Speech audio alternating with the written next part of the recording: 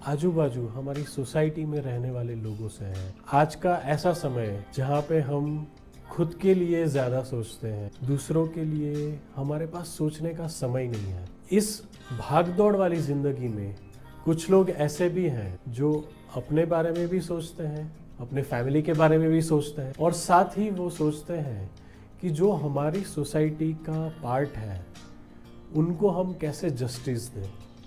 अगर उनकी कोई ज़रूरत है, उनकी कोई नीड है, तो उसको कैसे फुलफ़िल किया जाए। तो आज का हमारा ये एपिसोड मेरे लिए खुद के लिए बहुत ही स्पेशल है। It is very close to my heart, क्योंकि मैं ऐसे लोगों को देखता हूँ जिनका कोई है नहीं इस दुनिया में, तो वो मुझे बहुत टच करता है। तो आज हमारे साथ जुड़े हैं मितुल भाई, मितुल चुड़ासमा। तो मैं उनका इंट्रोडक्शन दूँ उससे अच्छा है मैं मितुल भाई को वेलकम करूँगा, and I will ask him to begin with his introduction. So Mitul bhai, welcome to Avatar talks. Thank you. Usually जो हमारे गेस्ट होते हैं तो वो अपने चाइल्डहुड के बारे में पहले बताते हैं, so that people can connect with you और आपका उनके साथ एक अच्छा रिलेशन बन जाए। So please share with your childhood, how was your childhood. Sure. Basically मैं सौराष्ट्र से बिलोंग करता हूँ। I am coming from the Rajput family. हमारे यहाँ पे संस्कार बहुत बड़ी चीज़ रहती है, बहुत बड़ा माना जाता है संस्कारों को। सो उसी संस्कारों के चलते हम लोग सूरत में शिफ्ट हुए 1997 आई थिंक, और आज सूरत के हमें लगभग 25, 26, 27 सालों के आसपास हो चुका है। इस ड्यूरेशन के अंदर स्कूलिंग वगैरह सब यहीं से कंप्लीट किया एंड कॉलेज भी यहीं से किया, and I am like a graduate in BCom, and then after I went for the MBA in finance. Basically मैं एक फाइनेंस गाय हूँ, लेकिन बिजनेस वगैरह भी उसी के अंदर चलता है मेरा। ओल्ड एज होम, लाइक एक वृद्धाश्रम, एक उनके लिए एक घर, जो माता पिता का घर, जो आज माता पिता जो लोग उनको नहीं रखते हैं या अपने घर में जिनके लिए माता पिता एक बोझ बन चुके हैं, और उनको उनकी जो भी देखभाल वगैरह, उनका सारवार, उनकी जो भी डे टू डे लाइफ है, सारी चीज़ें हम यहाँ से करते हैं, हमारे यहाँ से हम प्रोवाइड करते हैं।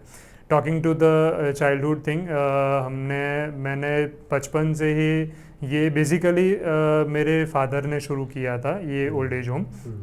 ये एक चैरिटेबल संस्था है, जैसे एनजीओज़ हम सुनते आते हैं कि एनजीओज़ वगैरह रहता है, उस हिसाब से।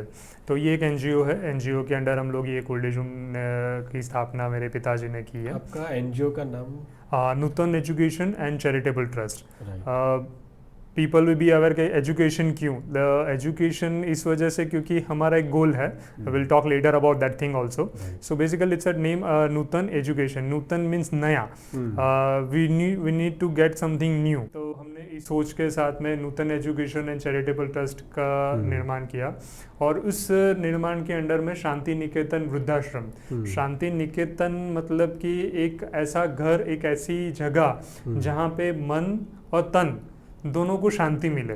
एक शांति वाली चीज़ जहाँ पे आपका जो कहते हैं ना कि आपके संसार में जो इतना भी समय बाकी है, ओल्ड एज का जितना भी आपका समय अब यहाँ पे आपका गुजरने वाला है, वो शांति से सुखमय बीते। So that was the concept behind this name also, कि शांति निकेतन, शांति का घर। तो इस वजह से शांति निकेतन वृद्धाश्रम नाम दिया है। And we are running this sanstha from last 24 years. This is a silver jubilee, I think, year going on.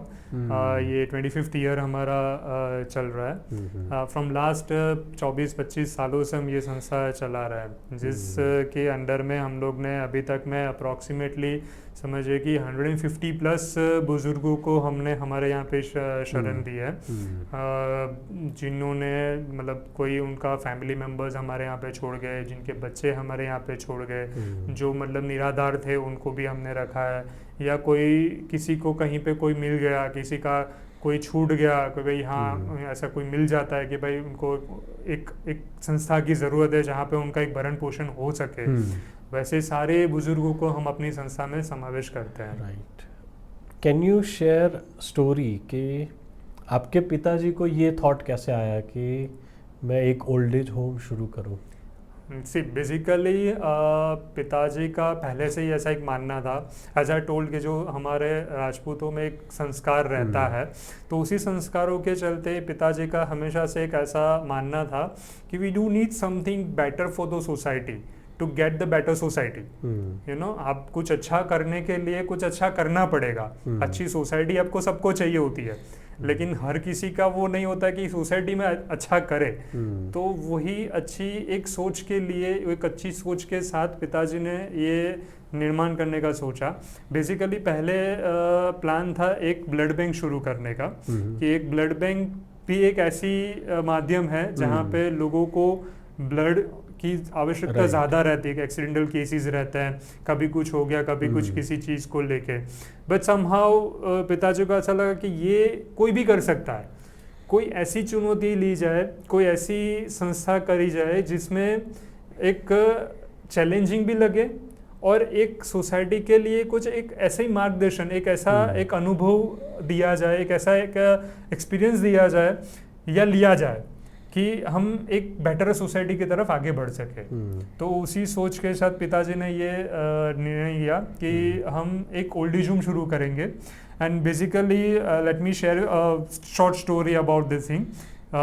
मेरे पिताजी के एक दोस्त हैं, doctor Arvind Jameria. He was an surgeon over here and he is in US right now.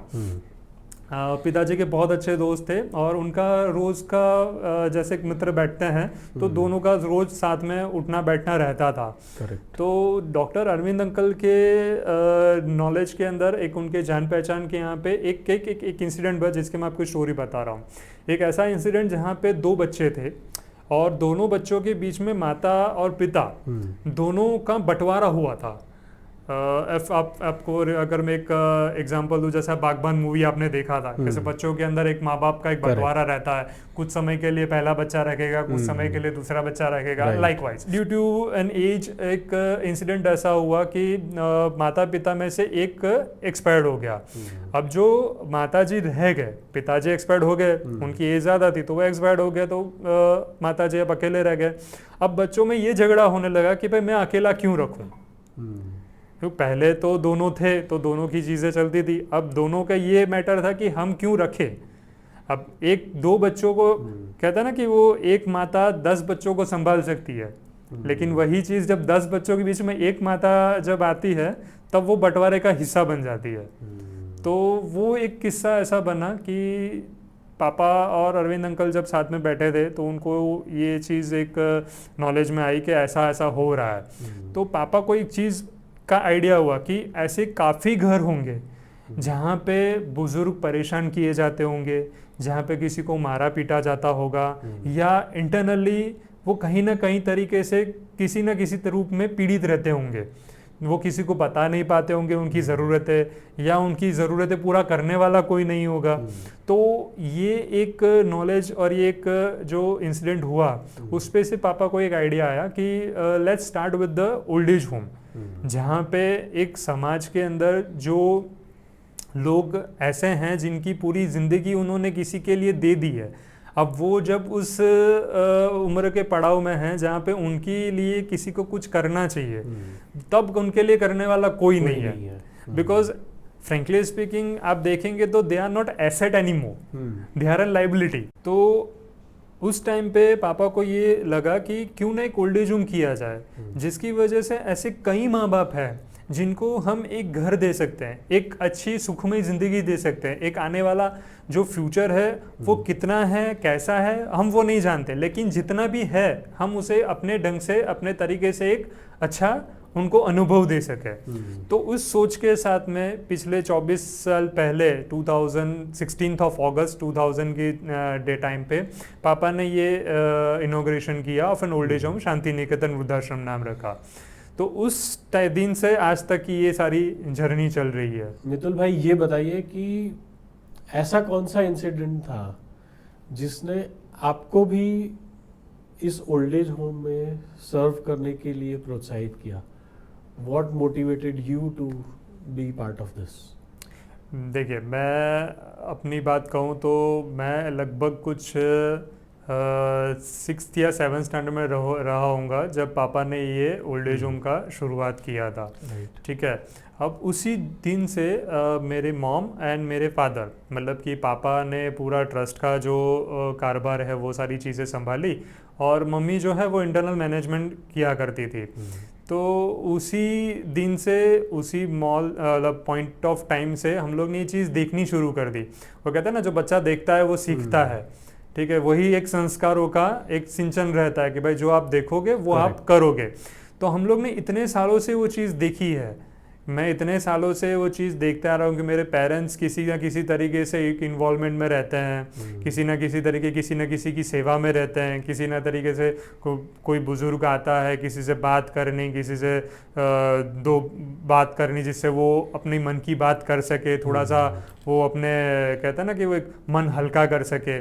तो वैसी सारी चीज़ें को हम लोग देखते आए हैं। मतलब मैं इतने सालों से फ्रॉम दैट एज मैंने वो चीज़ हमने देखी है कि भाई आप पापा मम्मी को इस तरीके से हम लोग बात कर दे। तो वो एक हमारे बीच में एक हमारा वो एक रह गया कि भाई हाँ, हमें भी कुछ करना चाहिए। जब लोग आज के टाइम में देखते हैं, करना चाहते हैं, लेकिन उनको ये नहीं पता क्या करना चाहिए क्या नहीं करना चाहिए। अब मुझे तो, मेरे पास में तो एक, कहता ना कि एक सुनहरा मौका था कि जहाँ पे मेरे पिताजी ने ऑलरेडी वो एक इनिशिएट ले चुके हैं, मुझे तो सिर्फ एक वो चीज़ को आगे बढ़ाना है, एक एक्सटेंट तक उसको लेके जाना है। तो बस उसी टाइम से ये चीज़ आ गई थी। And after I get completed with my graduation, मैंने स्लोली ग्रेजुअली वहाँ पे इन्वॉल्वमेंट देना स्टार्ट कर दिया। एंड आज की डेट में जो बिज़नेस है मेरा, बिज़नेस के अंदर भी हमें उस हिसाब से विद द गॉड ग्रेस या इन बुज़ुर्गों का आशीर्वाद है जो माना जाता है कि मुझे कितना समय मिलता है कि उसी समय के अंदर मैं अपना बिज़नेस भी हैंडल कर सकता हूँ, अपनी प्राइवेट पर्सनल लाइफ भी हैंडल कर सकता हूँ, और इनके साथ भी इनका एक वक्त दे सकता हूँ जहाँ पे इनकी भी सेवा कर सकूँ और इनकी भी देखभाल कर सकूँ। वाह, दिस इज़ सो अमेजिंग। क्योंकि आज के ज़माने में, जैसे आपके घर में भी पेरेंट्स हैं आपके, उनकी भी एज हो गई है ना। तो आज के ज़माने में मैंने देखा है कि कई लोग ऐसे हैं, कई फैमिलीज ऐसे मैंने देखे हैं कि they are from very well to do family, उनके पास बहुत पैसा है, बट फिर भी अपने पेरेंट्स के लिए रिस्पेक्ट नहीं है। हाँ। अपने पेरेंट्स के साथ रहते हैं पर उनके साथ झगड़ा होता है, उनके साथ मारपीट तक होती है। तो जब मैं ये सुनता हूँ तो मुझे अंदर से ऐसा फील होता है कि ये बच्चों को ऐसे संस्कार कहाँ से मिले कि वो अपने माता पिता के ऊपर हाथ उठा रहे हैं, उनके साथ झगड़ा कर रहे हैं, जिन्होंने उनको बड़ा किया, उनको पढ़ाया लिखाया, उनके लिए हर ज़रूरतें पूरी की। तो ऐसा कैसे कोई कर सकता है? तो मैं बहुत इमोशनल हो जाता हूँ जब मैं ये सुनता हूँ। तो क्या आपके ध्यान में ऐसा कोई इंसिडेंट आया था जिनके फैमिली में लोग बहुत ही वेल टू डू फैमिली से हैं, but still they want their parents in the old age home? ऐसे कई घरों से बेसिकली हमें चीज़ें मालूमात होती है। हम ये जो मैंने आपको, जैसे आपको शेयर किया कि मैं 24 साल से पापा मम्मी ये चीज़ कर रहे हैं, मैं पिछले लगभग 6-7 साल से मैं खुद इसमें इन्वॉल्वमेंट, मेरा अच्छा खासा इन्वॉल्वमेंट इसके अंदर रहता है। तो आश्रम की प्रोसेस के अंदर काफ़ी बार मेरे पास में खुद पर्सनली फ़ोन कॉल्स वगैरह आते हैं, काफ़ी लोग पूछते हैं, तो उसमें काफ़ी सारे इंसिडेंट्स हैं। अब मैं आपको शुरू से बताऊं तो from I experience the father experience first of all with you, कि मेरे पिताजी के टाइम पे कुछ ऐसे इंसिडेंट हुए हैं जिनको मैं आपको एक 2-3 इंसिडेंट शेयर करता हूँ। There was one person was working into Reliance. I think 15 साल पुरानी बात है शायद ये। 15 साल पहले उस बंदे की जॉब एज अ GM थी in Reliance. It's a very good company, it's a very good pay scale. ठीक है।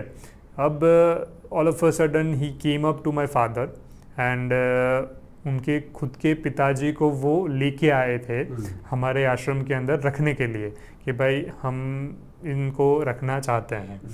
तो पिताजी ने बोला ठीक है, कोई बात नहीं, हम फॉर्मेलिटी जो भी है हमारी ट्रस्ट की जो प्रोसेस रहती है वो आप फुलफ़िल कर दीजिए और रख दीजिए। तो हम basically just for the concern हम एक कारण पूछते हैं ताकि हमें भी एक मालूम हो कि हम जिस संस्था को चलाने की प्रयास में हैं, जिस संस्था को हम चला रहे हैं, उस संस्था के अंदर कैसे कैसे लोगों को कैसे कैसे अनुभव रहते हैं और किस वजह से वो लोग ये जुड़ रहे हैं इसमें। इस डिसीजन तक आते हैं कि अपने माता पिता को घर में नहीं और किसी संस्था में उनको रखना है। राइट। तो हम लोग ने वो चीज़ हमारा हमेशा रहता है। तो पापा ने एक सवाल किया कि आपको ऐसा क्यों उनको यहाँ पे शिफ्ट करना है। तो व्हाट ही सेड कि मेरे एक घर के अंदर मेरे बच्चे हैं, मेरी वाइफ है, अब इनके लिए कोई जगह नहीं है, उनके पिताजी के लिए जगह पिताजी के लिए जगह नहीं है। वाह। ये मतलब एक सेंसिटिव सोसाइटी का एक बंदा एक इनसेंसिटिव बात करता हुआ लगता है आपको कि मेरे घर के अंदर अब मेरे पास इतना स्पेस नहीं है जहाँ पे मैं अपने पिताजी को रख सकूं। जिस पिताजी ने तुमको वही बड़ा किया उसके लिए जिस तुम्हारे पास जिनको जगह नहीं है। जिन वाह। जिन जिन जिन पिताजी ने मेहनत करके उनको इतना पढ़ाया कि वो आज इस पोजीशन पे है। रिलायंस जैसी कंपनी के अंदर एक काम करने वाला बंदा इतने अच्छी पोजीशन पे है और वो अपने पिताजी को जब छोड़ने आता है, जब ये बात बता देता है कि भाई हमारे पास में जगह नहीं है इनके लिए। आई थिंक उनके दिल में जगह नहीं थी। हाँ, अब वो उनके दिलों में ये हमेशा रहता है कि भाई हमारा बच्चा हमसे जुड़ा रहे, लेकिन जब पेरेंट्स ये चीज़ चाहते हैं लेकिन वो चीज़ होती नहीं है, तब पेरेंट्स भी थक जाते हैं। पेरेंट्स भी बोलते हैं भाई आपको जो करना है आप अपने हिसाब से करो, हमें हमारा किसी तरीके से हमारा आगे जुगाड़ हो जाए उस हिसाब से आप हमें सेटल कर दो, हम भी अपना जी लेंगे, आप अपना जियो, ऐसा करके। तो वो एक अनुभव ऐसा रहा। तो शेयरिंग के उसमें ऐसा शेयरिंग आया तो पापा ने बोला कि भाई ऐसा तो आपको आपका इतना घर है जिसमें एक रूम तो आपको आराम से या एक बेड तो आप उनको आराम से दे सकते हैं, तो क्यों ऐसा? बोले नहीं नहीं हमें इनको नहीं रखना है घर पे। एंड नहीं रखना है ये तो चलो अब समझ में भी आता है, लेकिन वो वहाँ तक आगे तक बात पहुँची कि आप जब ये फादर उनके जब ये इंसान बोले एक्सपायर्ड हो जाए या उनका जब निधन हो जाए तो हमें इन्फॉर्म करने की भी ज़रूरत नहीं है। वाह, ऐसे भी लोग हैं। हाँ, मतलब उनके और ये चीज़ सही में हुई। जब उनके पिताजी एक्सपायर्ड हुए मेरे फादर ने उनकी अंतिम क्रिया की है। He didn't even came, वो आया भी नहीं, देखने तक नहीं आया कि लास्ट में एक बार उनके पिताजी का एक बार चेहरा देख लूँ, वो भी चीज़ नहीं हुआ, वो भी चीज़ नहीं हुई। और एंड में हम लोग ने सारा उनका जो भी अंतिम विधि अंतिम क्रिया जो है वो सारी मेरे पापा ने करी। सब जो विधि सर हमारा जो शास्त्रों के अनुसार जो सारी चीज़ें रहती है हम लोग ने वो सारी चीज़ें उनके फुलफ़िल करी और हमने उनको विदाई दे दी। इट इज़ वेरी अनफॉर्चुनेट कि ऐसे मतलब उन्होंने जन्म लिया है एक इंसान के रूप में और उनके पास एक मौका था कि वो अपने पेरेंट्स को सर्व कर सके, but I think they lost it, you know. मुझे ऐसा लग रहा है कि उनका पूरा जीवन उन्होंने बर्बाद कर दिया। हाँ, व्यर्थ है ना। और उनके जो पुण्य है वो सारे आपके भाग में आ गए। ऐसा कह सकते हैं, ऐसा ज़रूर कह सकते हैं कि ऐसे काफ़ी जगहों पे हमने ये चीज़ महसूस की है कि जब आपका कोई काम भटका हो या कोई काम ऐसा हो जहाँ पे आपको लगता हो कि भाई ये अब होने से रहा या नहीं होने वाला है, and all of a sudden something came up and it get finished and gate completed. तो यही है कि आपको आपके माता पिता के अलावा और इतने सारे माता पिता जिनके आशीर्वाद है। करेक्ट। तो उसी वजह से हमारे अटके हुए या बिगड़े हुए या रुके हुए काम भी आसानी से आगे से निपट जाते हैं। जब मैंने विजिट किया था आपका ओल्ड एज होम, तो मैंने देखा कि वो जो मैं जैसे वो बंगले के अंदर एंटर हुआ, गेट खोला, तो वहाँ पे जो कुछ बुजुर्ग लोग बैठे थे तो मैं उनकी आंखों में देख सकता था, उनकी आंखों में एक इंतज़ार था। मैं देख पा रहा था कि वो लिटरली वेट कर रहे हैं कि हमसे कोई मिलने आए, कौन मिलने आ रहा है, कौन मिलने आ रहा है।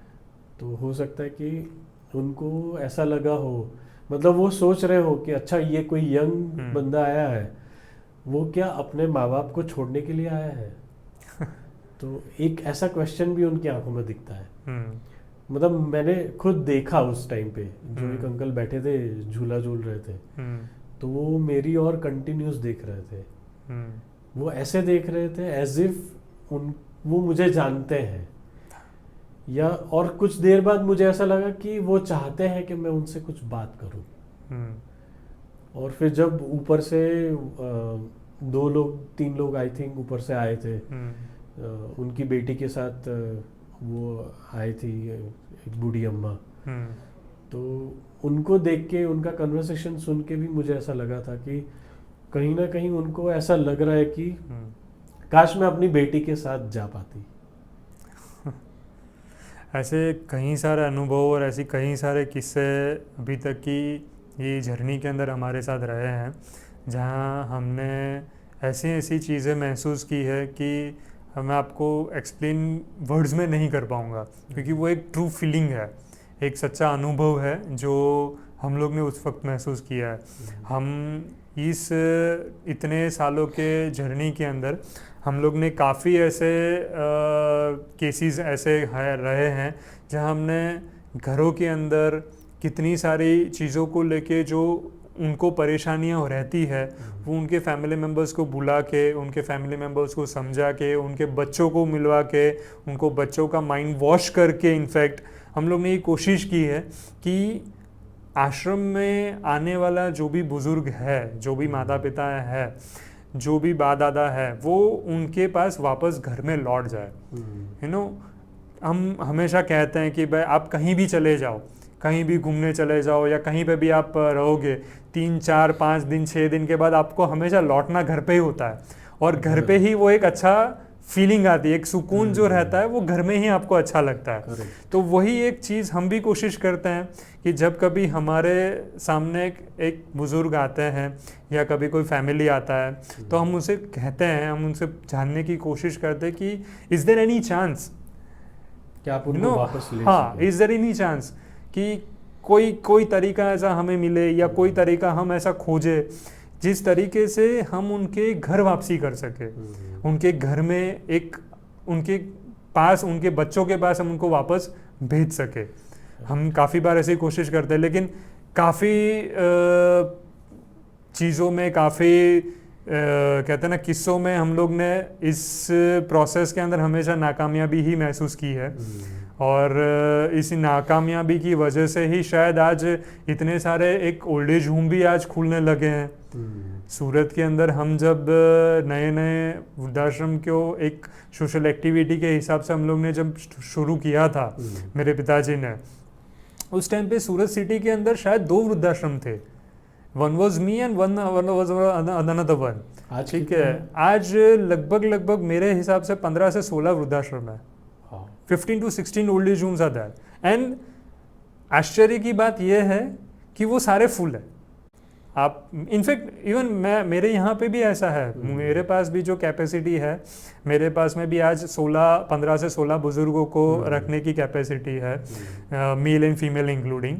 तो वो 15-16 के ऊपर भी मेरे पास वेटिंग है कि जब जगह हो, आपके पास में जब स्पेस हो, या कोई अगर आपके पास से शिफ्ट हो जाए या कोई एक्सपायर हो जाए, जब भी आपके पास खाली हो तो हमें बताइएगा। मितुल भाई, मुझे ऐसा लग रहा है कि मैं इस चीज़ को ना ऐसे देख रहा हूँ कि मैं ये नहीं देख रहा हूँ कि ओल्ड एज होम बढ़ गए हैं। मेरे अंदर से आवाज़ आ रही है कि ऐसे इनसेंसिटिव लोग बढ़ गए हैं। यस, कि जो अपने माता पिता के बारे में सोच नहीं सकते हैं, उनकी परवरिश नहीं कर सकते। आज की डेट के अंदर हमारे पास में लगभग ऐसा समझे कि हर दूसरे या तीसरे दिन एक इंक्वायरी रहती है जहाँ पे ये पूछने के लिए फ़ोन करते हैं कि भाई हमें अपने माता जी को रखना है, हमें अपने पिताजी को रखना है, हमें दोनों को रखना है। या सामने से कई बार ऐसे भी इंसिडेंट्स होते हैं जहाँ पे एक खुद बुज़ुर्ग एक इस स्टेप तक आगे आ जाता है कि भाई मुझे घर छोड़ना है, मुझे एक वृद्धाश्रम में जाना है, यू नो, एक उस हद तक वो कहते हैं ना कि लाइफ से इतना वो उग चुके होते हैं कि भाई अब हमें एक स्टेप लेना पड़ेगा, अब हमें इस घर से आगे जाना पड़ेगा। अगर हमें जिंदा रहना है, अगर जीना है, तो इस घर से निकलना पड़ेगा जिस घर को उन्होंने बनाया है, जिस घर को उन्होंने सींचा है, जिस घर के अंदर वो उनकी पूरी यादें रही है, उस घर को छोड़ के उनको एक दूसरे परिवार के साथ में रहने की नौबत आती है, और वो उस स्टेप तक लेने के लिए वो रेडी हो जाते हैं, उस लेवल तक वो आ जाते हैं कि भाई उनको वो चीज़ करनी है। तो वैसे काफ़ी बुजुर्ग भी हैं जो हमारे यहाँ पे इंक्वायरी करने आते हैं कि भाई हमें एक शेल्टर चाहिए। There are plenty of reasons behind it, क्योंकि हर घर हर एक नई कहानी के साथ आता है, हर परिवार के अंदर एक स्टोरी आती है, हर एक परिवार अपना एक माता पिता के साथ में एक अलग बिहेवियर रहता है उनका, तो जिस वजह से ये चीज़ आनी शुरू होती है। मितुल भाई, मेरे मन में ना एक बहुत ही अमेजिंग आइडिया अभी जस्ट आया जब हम बात कर रहे थे, और ये आइडिया ना मैं आपको टुवर्ड्स द एंड शेयर करूँगा। और मुझे लगता है कि अगर हम इस आइडिया को इम्प्लीमेंट कर पाए तो बहुत हद तक आपकी जिम्मेदारी भी कम होगी, और ऐसे जो लोग पीड़ित हैं उनके लिए एक बहुत ही अच्छा अमेजिंग सोल्यूशन निकलेगा। पर मैं उसको आपको एंड में बताऊंगा ज़रूर, क्योंकि आई वांट हमारे दर्शक इस चीज़ के लिए वेट करें, उससे जुड़े रहें, क्योंकि हम बहुत सारी चीज़ें और आपके माध्यम से लोगों को बताना चाहते हैं। So let's look at another aspect कि क्या इंडिया में गवर्नमेंट के ऐसे कुछ लॉज हैं जो कि ऐसे बच्चे जो अपने माँ बाप को नहीं रखना चाहते तो उनके लिए उनके खिलाफ कोई एक्शन ले, ऐसा कोई लॉ है यहाँ पे? हाँ ज़रूर है, लॉ है, लेकिन देखिए मैं आपको एक और बात बताता हूँ। माता पिता, पेरेंट्स, जिसे हम ऐसे एक लैंग्वेज में देखा है कि माता पिता हमेशा माता पिता रहता है, यू नो, एक a parent is always a parent. वो किसी भी सिचुएशन में हो, कोई भी सर्कमस्टेंसेस में हो, लेकिन पेरेंट हमेशा पेरेंट ही रहता है। और उसकी जो सहानुभूति है, जो एक उनका जो नेचर है उनके बच्चों के प्रति जो उनके लगाव है, वो हमेशा किसी भी सर्कमस्टेंसेस में हो, चाहे अच्छा चाहे बुरा, वो हमेशा लगाव उनके साथ में वैसा ही रहता है, एक माता पिता वाला। जो ट्रीटमेंट उनको दी जाती है वो हमेशा, भले उनके साथ में जो भी उनका बच्चा ट्रीट कर रहा हो, लेकिन वो इन रिवर्ट वो ट्रीटमेंट हमेशा वही देते हैं जो एक माता पिता देते हैं। ठीक है, तो आज गवर्नमेंट के अंदर इन इंडिया ऐसे कई कायदे हैं, ऐसे कई कानून हैं जिनके थ्रू हम अगर ये चाहे तो रुकवा सकते हैं, लेकिन उसके लिए कंसर्न चाहिए, एक माता पिता का एक कंसर्न चाहिए। आज जैसे कि एक आपको मैं किस्सा बताऊं, मेरे ओल्ड एज होम में आज की डेट में एक माता जी हैं, उनके 2 बच्चे हैं। उनके फैमिली के अंदर इतनी सारी चीज़ों को लेके प्रॉब्लम थी, इतनी सारी टेंशन्स थे, उनको खाना नहीं देते थे, उनको प्रताड़ित करते थे, उनको मारते भी थे इनफैक्ट। तो एक दिन उन्होंने कंटाल के एक डिसीजन ले लिया, she want to get die and she went to get on suicide track, कि भाई मुझे आज सुसाइड कर लेना है। ठीक है, अब वो इतने ज़्यादा इस स्ट्रेस में थे, इतने ज़्यादा लाइफ से परेशान हो चुके थे कि वो अपनी ज़िंदगी ख़त्म करने तक पहुंच चुके थे कि भाई मुझे अब नहीं जीना है, मैं इस चीज़ को अब आगे नहीं सह सकती, अब मुझे इस चीज़ को ख़त्म करना है। तो she went on a track and उनको सुसाइड करना था। बट समहाउ कहते हैं ना, भगवान हमेशा चीज़ों को बैलेंस करके चलता है। तो वहाँ पे पुलिस वगैरह पहुंच गए एंड दे रेस्क्यूड हर, कि उन्होंने उनको बचा लिया, उनको वो कार्य करने से रोक दिया, वो सुसाइड नहीं कर सके। अब we are also an NGO, तो हमारा हर एक पुलिस डिपार्टमेंट जो रहता है उनके साथ में हमारा एक रहता ही है कि भाई हाँ, उनके एरिया में कितने कितने ऐसे एक्टिविटीज़ कर रहे हैं। तो अडाजन पुलिस स्टेशन के अंदर ये जब केस गया, ये जब मालूम हुआ कि भाई ऐसा हुआ है, तो उन्होंने पता कि भाई हाँ एक ओल्ड एज होम है यहाँ पे, and they came to us and उनको फिर हम लोग ने उनको बात की कि भाई आपके पास एक जगह हो कर दो, तो उनको हम रख देंगे। वो आज की डेट में वो आंटी मेरे पास में है, वो माँ जी मेरे यहाँ पे रहते हैं, कि वो जब सुसाइड करने जा रहे थे घर पे इतनी परेशानी थी, और आज वो इतनी अच्छी 2 टाइम खाना, 2 टाइम चाय नाश्ता, शांति से रहना, सारी चीज़ें उनको मुहैया की जाती है। उनको सुबह से लेकर शाम तक की जो भी रिक्वायरमेंट रहती है सारी चीज़ें हमारी संस्था के द्वारा प्रोवाइड की जाती है। तो वो आज की डेट में बहुत अच्छे से रह रहे हैं। आज उनको मेरे यहाँ पे लगभग 6 महीने हो गए और आज 6 महीने से मेरे यहाँ पे शांति से सुकून से रह रहे हैं। मतलब आप ये कह रहे हो कि पुलिस वालों ने उनको पकड़ा भी, पर उन्होंने उनके बेटे के खिलाफ एक्शन नहीं लिया बिकॉज एक्शन लेने के लिए कंसर्न चाहिए। एग्जैक्टली वही मैं उसी पे आ रहा हूँ हाँ। कि उनकी मदर ने वो कंसर्न नहीं दिया। मतलब वो ये नहीं चाहती कि उनके बच्चे परेशान हो। वो परेशान थी, वो खुद सह लेना चाहती है, लेकिन माँ है, माँ किसी को परेशान, बच्चों को परेशान होते देख नहीं सकती। तो वही माँ आज इस तरीके से रहना पसंद कर रही है, लेकिन अपने बच्चों को परेशान करना नहीं चाहती है। आज पुलिस वाले चाहते, पुलिस फोर्स अगर चाहती तो काफ़ी चीज़ों को लेके एक्शन ले सकते थे, काफ़ी कुछ चीज़ें हो सकती थी। आज माता जी उनके घर में रह भी रही होती, लेकिन वो रहना और आज का जो डे जो जहाँ मेरे आश्रम में जो रह रहे हैं वो बहुत डिफरेंट है। एक्चुअली आप जो कह रहे हो आई कैन रिलेट के अगर फोर्सफुली अगर उनको वापस भेजा भी जाए तो हाँ। शायद वो उनको और परेशान करे। हाँ, या मतलब और परेशान भी हो सकते हैं, या चीज़ें और भी वर्स्ट हो सकती है, मार कुटाई भी हो सकती है। तो वो सारी चीज़ों से तो अच्छा है कि वो यहाँ पे अपनी अच्छी खासी ज़िंदगी जी रहे हैं। और गवर्नमेंट की ऐसी कोई फैसिलिटीज़ है जहाँ पे ये ऐसे बेसहारा लोग जा सके? हाँ, डेफिनेटली हैं। आज के टाइम में सूरत के अंदर ऐसे कई एरिया वाइज शेल्टर होम खुले हैं जहाँ पे आपको 2 टाइम का खाना, रहना, ये सारी चीज़ें मुहैया करवाई जाती है। कॉरपोरेशन के द्वारा पूरी सारी चीज़ें मैनेज होती है। और हमारे जैसे एक NGO जो हम नॉन गवर्नमेंट ऑर्गेनाइजेशन कहते हैं, जो काम गवर्नमेंट नहीं करना चाहती ऐसा नहीं है, गवर्नमेंट कर सकती है, लेकिन वो उस एंड तक, सोसाइटी के उस छेड़े तक पहुंच नहीं सकते, वो एंड तक नहीं जा सकते। इस वजह से हम जैसे ऑर्गेनाइजेशन वाले उस सोसाइटी के उस एंड तक पहुंचते हैं जहाँ तक गवर्नमेंट नहीं पहुंचती।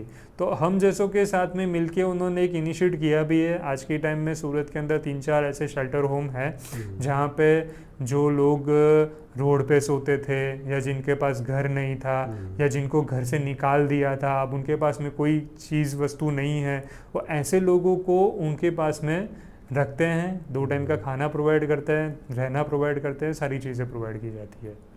आपके ओल्ड एज होम में क्या आपने ऐसा कोई केस देखा है कि ओल्ड एज होम में आने के बाद वो डिप्रेशन में चले गए हों? नहीं, ऐसा तो मेरे ख्याल से नहीं होता, लेकिन हाँ, इसका एडवर्स इफेक्ट ज़रूर देखिए। जब हमारे पास आते हैं तो काफ़ी सारी शिकायतों के साथ आते हैं, काफ़ी सारी उनको बातें करनी होती है, काफ़ी चीज़ों को लेके उनको खुलासे करने होते हैं। हमने पूरी ज़िंदगी का उनका निचोड़ हमें कहना चाहते हैं वो, लेकिन कह नहीं सकते, क्योंकि आप किसी भी थर्ड पर्सन के साथ में अपनी निजी ज़िंदगी का जो इंसिडेंट्स हैं वो सारे शेयर नहीं कर सकते। तो उस वजह से जो डिप्रेशन वगैरह उनको महसूस रहता है। लेकिन स्लोली ग्रेजुअली जब हमारे पास, हमारे आश्रम में रहते हैं, हमारे जो ट्रीटमेंट्स वगैरह रहती हैं, हमारे यहाँ पे जो उनको सुकून महसूस होता है, जो शांति उनको महसूस होती है, तो उस वजह से फिर वो डिप्रेशन भी धीमे धीमे कम हो जाता है और सारी चीज़ें सॉर्ट आउट हो जाती है। और काफ़ी बार हमने ये भी तक महसूस किया है कि जब उनको छोड़ने आए थे और 6 महीने या साल या 2 साल के अंदर उनका जब आप वेट करोगे ना, तो वेट भी बढ़ गया होता है। अब किसी भी इंसान का वेट कब बढ़ता है? जब वो बंदा सुख में होता है, खुशी में होता है। Exactly, you know. तो वो एक डिप्रेशन का पार्ट निकल के एक अच्छी सुखमय जिंदगी पार्ट में आ जाते हैं। तो उससे वेट गेन होने लगता है, चेहरे पे एक चाम आने लगता है, हमेशा हैप्पीनेस वाला फीलिंग मूड में रहते हैं। वो आपसे मजाक करते हैं? हाँ, काफ़ी बार। मेरे लिए, मतलब मुझे तो अपने एक बच्चे जैसा ही मानते हैं, क्योंकि मेरे यहाँ पे ऐसा है कि लगभग ऐसा समझे कि 92 तक की एज वाले हैं। राइट, 92 तक की एज मेरे यहाँ पे फैक्टर है। हम लोग 60 प्लस से हम लोग रखते हैं, 60 प्लस को ओल्ड एज के हिसाब से। मेरे पास 92 में 80 से लेके 92 वाले 60% है। मतलब जो काफ़ी ज़्यादा बुजुर्ग है वैसे लोग मेरे पास में ज़्यादा है। जो हमारी कैपेसिटी है 15-16 लोगों को संभालने की, उसमें उतने फैक्टर ज़्यादा है ये चीज़ों में। तो उनके लिए तो मैं एक बच्चा जैसा ही हूँ। तो काफ़ी बारी चीज़ें, काफ़ी कुछ चीज़ें को लेके शायद हो सकता है कि मेरे पिताजी से बात ना कर सकते, वो बातें भी मेरे साथ शेयर करते हैं, क्योंकि उनको ऐसा लगता है कि हाँ ये एक मेरे बेटे जैसा है, तो बेटे से बात करना उनको ज़्यादा कन्वीनियंट लगती है चीज़ें। मुझे ना ऐसा इमेजिनेशन में ऐसा आ रहा है कि कोई बूढ़ी अम्मा आपके सिर पे हाथ रख रही है तो अगर वो ऐसे हाथ रखते हैं तो आपको कैसा फील होता है? It's amazing, it's a beautiful feeling. मैं ऐसा कह सकता हूँ कि अपने माता पिता के साथ में, और एक नहीं, मैं तो ये कहूँगा कि मेरे यहाँ पे 10 बुजुर्ग माता हैं, वो 10 के 10 का हाथ है मेरे सर पे। वो 10 के 10 मेरे सर पे हाथ रख के हमेशा आशीर्वाद देता है कि ये चीज़ें जो इनिशिएट तुमने शुरू किया है उसको आगे बढ़ाते जाओ। मैं एक्चुअली पापा का सपना आपको बताता हूँ, जो सपना अब मेरा भी एक सपना बन चुका है, कि वो एक समाज के अंदर आज के टाइम में जो चीज़ें मैंने इतने सालों में महसूस की है कि वो फैसिलिटीज़ हमें प्रोवाइड, बेसिक फैसिलिटी है जो आज के टाइम में ऐसा हो गया कि ये ज़्यादातर लोगों को नहीं मिलती है। हम उनको एक ऐसा कैंपस देना चाहते हैं जिस कैंपस के अंदर वो एक अपना प्राइवेट रूम के अंदर 1 या 2 बंदे के साथ में, जिनको कंपेनियन उनको रखना है, जिनके साथ में उनकी बनती है, सेम एज ग्रुप है होता है उनका, तो उनका एक जेंट्स सेक्शन पूरा रहता है, एक हॉस्टल है, एक लेडीज़ का हॉस्टल है, एक उनका एक अच्छा, एक कहते हैं ना प्योर वेज का एक अच्छा सा एक उनका किचन रहता है, एक कैंपस के अंदर एक छोटा सा उनका मंदिर है जहाँ पे भक्ति भाव का पूजा का कार्यक्रम वगैरह उनका खुद का वो कर सके, प्लस एक छोटी मोटी जो चीज़ों को लेके गेम्स हैं उनके, जो आज की टाइम के अंदर उनकी जो मिस आउट हो चुकी है, वो एक दूसरे के साथ में वो प्ले आउट कर सके, खेल सके, बैठ सके, बातें कर सके, एक ऐसा गार्डन होना चाहिए। तो ये एक ऐसा सपना है, एक ऐसा कैंपस है, एक ऐसा एक माहौल है बनाना चाहते हैं हम, जहाँ पे हम लोग इतने बुज़ुर्गों को रख के उनकी एक अच्छी पर कहते हैं ना कि एक फैसिलिटी प्रोवाइड करना है कि उनके फ्यूचर के जितने भी साल हैं वो साल ऐसे जाए कि उनको ऐसा लगे कि नहीं नहीं हम बहुत अच्छे से, बहुत अच्छी ज़िंदगी गुजार के आए हैं। तो आपके ओल्ड एज होम में क्या कोई वॉलेंटरीली डॉक्टर्स विजिट करते हैं? हाँ, हम लोग वॉलेंटरी डॉक्टर्स विजिट्स भी करते हैं, फिजियोथेरापी वाले भी आते हैं, डेंटल चेकअप्स वगैरह रहते हैं, नॉर्मल जो फिजिशियंस रहते हैं उनका भी एक हम लोग कैंप रखते हैं with in like 4 to 6 months में। हम लोग हमेशा एक कैंप रखते हैं जिसके अंदर हम लोग उनका भी ब्लड प्रेशर मॉनिटरिंग करना, जिनको डायबिटीज़ है उनका डायबिटीज़ मेजरमेंट लेना, रिपोर्ट्स निकलवाना, जिनको थायराइड है थायराइड रिपोर्ट्स निकलवाना, कोई स्पेसिफिक बीमारी है तो उस चीज़ों को लेके उनको मेडिटेशन प्रोवाइड करवाना। फिर रेगुलर चेकअप्स, जैसे कि आज मान लो कि उनको प्रेशर की प्रॉब्लम है तो उसको प्रेशर मॉनिटरिंग हर हफ्ते 10 दिन के अंदर उनको एक अलार्मिंग करना कि भाई आपका बढ़ चुका है या कम है या नॉर्मल है। डायबिटीज़ के अंदर भी इसी तरीके से हम लोग हेल्प आउट करते हैं। जैसे आप समझिए कि हर 6 महीने में B12 D3 के इंजेक्शन्स हम लोग प्रोवाइड करते हैं उनको। तो ये एक एज के साथ में जो बॉडी के अंदर जो सप्लीमेंटेशन की नीड रहती है वो सारी चीज़ें हम इसके अंदर सप्लाई करते हैं। इन 6 महीने या 4 से 6 महीने के अंदर एक विज़िट हमारा ऐसा हमारी ओर से ही, हमारी संस्था की ओर से ही एक विज़िट रहता है जहाँ पे हम लोग ये सारी चीज़ें करवाते हैं। वाह, दैट्स अमेजिंग कि ऐसे लोग भी हैं जो वॉलेंटरीली आगे आके हाँ, उनको मेडिसिन वगैरह प्रोवाइड करते हैं। सब सारी चीज़ें। वाह। तो मित्तल भाई ये बताइए कि अभी करंटली जो आपका ओल्ड एज होम चल रहा है उसमें क्या क्या चैलेंजेस आप फेस करते हो रियल लाइफ में? रियल लाइफ चैलेंजेस मतलब ऐसा समझे कि every day is a new day, every day has a new challenge. कोई चैलेंज ऐसा रिपीटेडली नहीं होता है, वो हर एक दिन हर एक नया चैलेंज है, क्योंकि आप एक ओल्ड एज होम चला रहा है, ठीक है, एक ऐसे एज के साथ डील कर रहे हैं जिस एज के अंदर हमेशा अनसर्टेनिटी रहती है। आप कभी भी 70-60s के बाद की जो एज है उसमें आप कभी भी ये प्रिडिक्ट नहीं कर सकते every day is a same day. काफ़ी कुछ चीज़ें हो जाती, कभी मान लो कि किसी का बोन फ्रैक्चर हो गया, कोई कभी किसी का मतलब बाथरूम से निकल रहे थे और पैर फिसल गया, गिर गए, कभी कुछ गर्म पानी उनको ज़्यादा लग गया, उनको पता नहीं चला, उनको लग गई, कभी कुछ है वो आंखों में दिखना कम हो जाता है एज की वजह से, तो वो दिखाई कम देना इसी वजह से कहीं टकरा गए तो कुछ लग गया। काफ़ी बारी सोते सोते किसी को हार्ट अटैक आ गया या किसी को कोई खींच का आ गई, ऐसी काफ़ी सारे मेडिकल चैलेंजेस भी रहते हैं।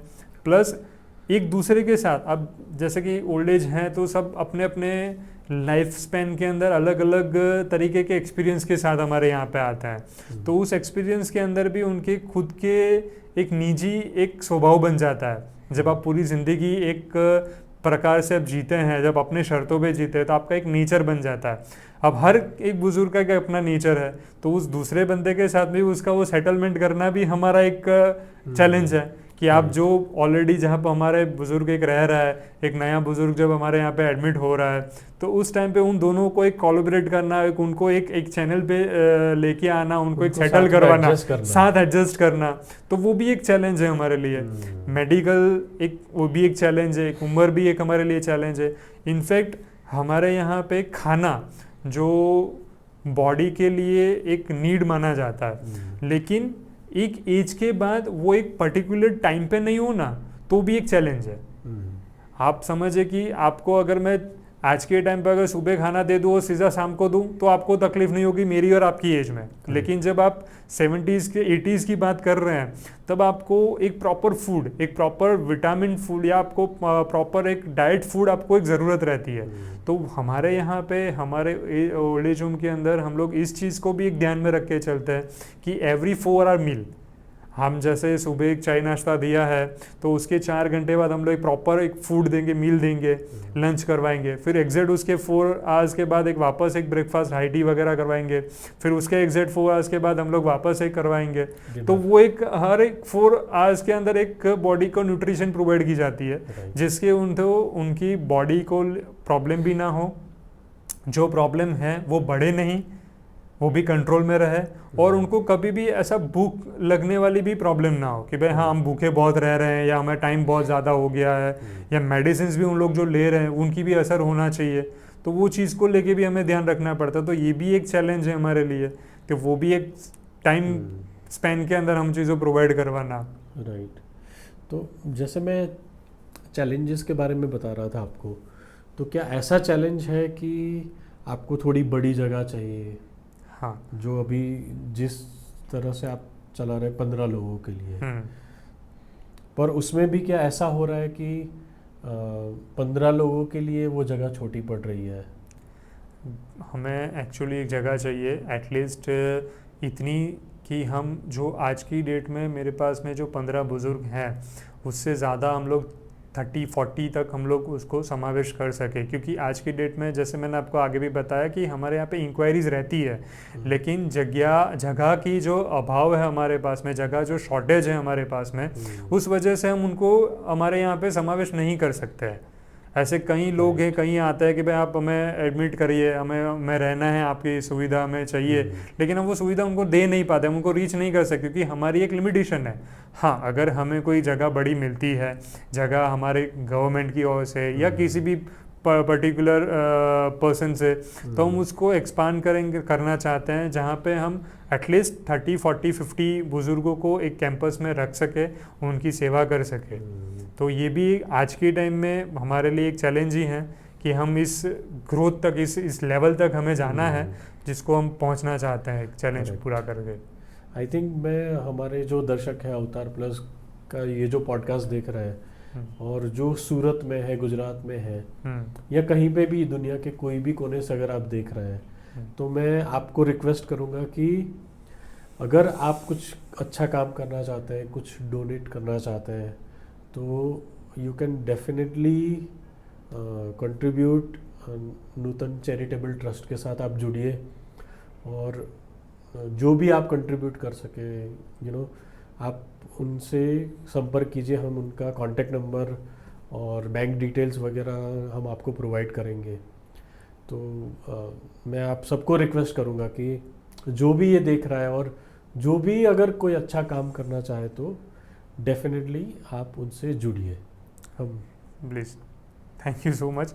ये हमारे लिए बहुत बड़ा एक आपकी ओर से एक इनिशिएटिव है कि हमारे इस ड्रीम को पूरा करने के लिए आप इतने लोगों से अपील कर रहे हैं कि आप हमारे साथ जुड़े, हमें उस ड्रीम तक इतने माता पिताओं की सेवा करने का हमें एक अवसर मिले। मैं जब यूएस में था तो मैंने यूएस के ओल्ड एज होम भी विज़िट किए थे। तो जब मैं आपके ओल्ड एज होम में आया ना, तो मुझे एक थॉट ऐसा आया था कि क्या हम ऐसे ओल्ड एज होम बना सकते हैं जैसे यूएस में है, कि वहाँ पे उनके लिए एक क्लब हाउस जैसा एक पूरा रूम है।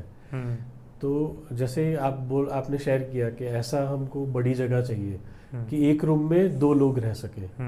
तो ये चीज़ डेफिनेटली मैंने यूएस में देखी है कि एक रूम में 2 लोग रह रहे हैं, प्लस उनका एक कॉमन क्लब हाउस जैसा एक बड़ा सा रूम है, एमिनिटी रूम। हाँ, जहाँ पे वो लोग सारे इवनिंग में, आफ्टरनून में जब भी वो बोर होते हैं तो उस जगह पे आके न्यूज़पेपर पढ़ते हैं। हाँ, कोई टेलीविजन देख रहा है, कोई चेस खेल रहा है। हाँ, no, they are doing various activities, they are involve in. वहाँ पे जो खुशी देखी मैंने उनके चेहरे पे, क्योंकि मैंने ऐसे वॉलंटियर्स भी देखे जो उनके लिए वहाँ पे आके गिटार बजा रहे हैं, वो गाना गा रहे हैं। तो ये भी एक अच्छा इनिशिएटिव हो सकता है कि अगर सूरत में भी ऐसे कोई आर्टिस्ट है हाँ, जो ओल्ड एज होम विजिट करे और आपके यहाँ पे आके थोड़ा गाना गाए या गिटार बजाए, हाँ, बुजुर्गों के साथ बैठे, एंटरटेनमेंट जैसा। तो आप ऐसा भी कुछ शेयर कीजिए, आपकी कोई एक्टिविटीज़ अगर आप करते हो तो। हमारे यहाँ पे भी ऐसी सारी एक्टिविटीज़ हम करते हैं। हमारे साथ में ऐसे कई फाउंडेशंस हैं जो हमारे साथ ऐसे जुड़े हुए हैं, जो हर महीने या 2 महीने में, जैसे टॉरेंट पावर आपने नाम सुना ही होगा, ठीक है, तो उनका भी कभी एक इनिशिएट चल रहा है कि they are going to the each and every old age home, और हर महीने कहीं ना कुछ एक्टिविटी कर रहे हैं कि भजन कीर्तन का कार्यक्रम हो गया, या कहते हैं ना कि वो अंताक्षरी खेलने का एक प्रोग्राम करते हैं, जहाँ पे एक 2 टीम बनाते हैं वो लोग अपने हिसाब से, अंदर उनको प्राइज़ गिफ्ट करते हैं, फिर जो जीता उनको। तो ऐसी काफ़ी सारी चीज़ें, उनका एक इन्वॉल्वमेंट, जो यहाँ पे मेरे आश्रम में जितने बुजुर्ग रह रहे हैं, जितने बाप दादा हैं यहाँ पे, तो उनके लिए एक एंटरटेनमेंट, एक उनके लिए एक ऐसी एक कहता ना कि एक माहौल ऐसा बनना जिसमें उनको एक कामनेस लगे, एक तरीके से उनका खुद का इन्वॉल्वमेंट हो, ताकि वो अपनी जो चीज़ें हैं, जो बैकलॉग है पूरा उनके पास, उनकी लाइफ का जो पूरा बैकलॉग है उनके पास में, तो वो जो है वो एक टाइम के लिए वो भूल जाए, वो भूल के वो एक माहौल के अंदर एक अपने इन्वॉल्वमेंट दे, एक खुशी महसूस करे। और इस तरीके से सारी भजन कीर्तन के कार्यक्रम रहता है। काफ़ी बार हम लोग ये भी चीज़ करते हैं कि जैसे आप आउटडोर विजिट्स हो गए, टेम्पल विजिट्स हो गए, तो श्रावण का महीना है भाई, चलो अब एक वॉलंटियर एक ग्रुप के साथ में हम लोग मर्ज करके उनको टेम्पल्स विजिट्स करवाते हैं, उनका खाना, रहना, आना जाना सारी चीज़ें मैनेज करते हैं। तो वैसे भी हम लोग काफ़ी सारी चीज़ें करते हैं। फिर उनके एंटरटेनमेंट के लिए काफ़ी बार, जैसे कि हम बेसिकली हम लोग गुजरात से हैं, तो कोई अच्छी गुजराती पारिवारिक मूवी रहती है तो वो भी हम उनको थिएटर में लेके जाते हैं कि भाई चलो एक 2-3 घंटे का एक मूवी शो हो जाए, यू नो। फिर उनका कोई कॉमेडी शो रहता है तो वहाँ पे भी हम लेके जाते हैं कि भाई चलो थोड़ी देर के लिए वो हंस लेंगे, थोड़ी देर के लिए अपना वो दुख है जो वो भूल जाएंगे एक माहौल में वो आके। वो सारी चीज़ें भी हम अपने ओर से करते हैं। और काफ़ी ऐसे ग्रुप है सूरत के अंदर, काफ़ी ऐसे ऑर्गेनाइजेशंस हैं हमारे साथ, हम जैसे आज कर रहे हैं वैसे काफ़ी लोग हैं जो हमारे साथ में जुड़ते हैं, और वो हमारे यहाँ पे आके उनको भजन कीर्तन करवाना, उनके साथ में कोई गेम प्ले करना, कोई खाना खिलाना आता है, कोई उनको बर्थडे सेलिब्रेट करने आता है, कोई अपनी एनिवर्सरी सेलिब्रेट करने आता है, कोई अपने माता पिताओं को याद करके इन माता पिताओं को मिलने आता है। तो वैसे सारी चीज़ें डे टू डे बेसिस पे हमारे यहाँ पे चलती रहती है। मैं अभी वही उसी के ऊपर बोलने वाला था कि हमारे जो भी ऑडियंस है, मैं उनको भी बोलूँगा कि अगर आपका बर्थडे आ रहा है, आपकी एनिवर्सरी है, या आपके माता पिता की मृत्यु की डेट है, तो ऐसी डेट्स पे आप ऐसे ओल्ड एज होम पे, आपके नियर में जो भी ओल्ड एज होम है, आप वहाँ पे विजिट कीजिए और उनके साथ थोड़ा सा समय बिताइए। ठीक, बेसिकली एक बुज़ुर्ग जब एक ओल्ड एज होम में है या कहीं पे भी है, एक वो क्या चाहता है, वो एक ही चीज़ चाहता है कि उनसे कोई बात करे, उनके साथ कोई शेयर करे, कोई समय दे। लेकिन आप भी जानते हैं, मैं भी जानता हूँ, आजकल की ये जो लाइफस्टाइल है हमारी, उसमें एक समय ही ऐसा है जो हम लोग नहीं दे पा रहे हैं। तो हम बाकी सारी चीज़ें कर लेते हैं, लेकिन वो समय वाला जो फैक्टर है वो मिस आउट कर जाता है। और जो घर में बुजुर्ग है उनको चाहिए हमारा एक टाइम कि आप उनके साथ में बैठे 2 मिनट बातें करें, उनसे पूछे कैसा है, क्या रहा, कैसा रहा, उनकी कुछ पुरानी बातें कुछ जिक्र करें ताकि उनको भी अच्छा लगे। तो ये हम लोग ने अक्सर नोटिस किया है, जब भी कोई ऐसे कोई फंक्शंस में हमारे यहाँ पे विजिट करने आता है, जब छोटे बच्चों का केक कटिंग रहता है, तो उनके साथ में उनका एक अलग ही अनुभव रहता है, एक अलग ही एक माहौल बनता है जिसमें वो अपने बच्चों को फील करते हैं उन बच्चों के रूप में। तो वो भी एक अलग एक एक्सपीरियंस रहता है उस टाइम पे, कि वो काफ़ी बार ऐसा भी होता है कि वो उनको मतलब they get emotional, you know, when some kid come up and they say दादा दादा, तो वो दादा दादी ये जब सब सुनते हैं वो, तो दे गेट इमोशनल, क्योंकि वो उनका जो एक टच था अपने किड्स के साथ में या अपने बच्चों के साथ में, वो भी कनेक्शन टूट गया है। तो वो भी एक कनेक्शन वो फील करते हैं उनके रूप में, तो उसके लिए भी वो चीज़ एक अच्छा अनुभव देता है उनको। जैसा कि आप वहाँ पे जितने भी बुजुर्ग रह रहे हैं आपके साथ, so they are part of your family. Yes, absolutely. और फैमिली में कभी कभी रूठना मनाना होता है तो कभी ऐसा हुआ है कि आपके कोई बुजुर्ग है, वो आपसे नाराज़ हो जाए, फिर आप उनके पास वापस जाएं, उनको मनाएं? से आप वैसे देखा जाए तो ऐसी काफ़ी बार काफ़ी कुछ चीज़ें होती है जहाँ पे हमें उनको कहते हैं ना कि उनको रोकना पड़ता है। देखिए, बच्चे को आप डांट सकते हैं, फटकार सकते हैं, लेकिन बुजुर्ग के साथ में वो ट्रीटमेंट नहीं कर सकते आप, यू नो। तो उनके साथ में एक प्रेम भाव से, एक प्यार से उनको मनाना पड़ता है, उनको कन्विंस करना पड़ता है कि आप ये जो चीज़ कर रहे हो वो सही नहीं है हमें वो चीज़ उनको एक्सेप्ट करवानी पड़ती है कि आप ये हरकतें मत करो, ये चीज़ से दूसरों को प्रॉब्लम होती है, या तो फिर आपको आपकी ज़िंदगी में, निजी ज़िंदगी में आपको ही प्रॉब्लम हो रही है। तो ऐसी सारी काफ़ी चीज़ें होती है जब उनको मनाना पड़ता है, उनको एक्सप्लेन करना पड़ता है, उनको समझाना पड़ता है कि आप ये चीज़ों को लेके थोड़ा सा सेटल करो। You know, I am getting emotional. ये बात एक्चुअली कहते हैं ना पेरेंट्स की हैं, तो पेरेंट्स को लेके हर कोई एक अपना इमोशंस रहता ही है।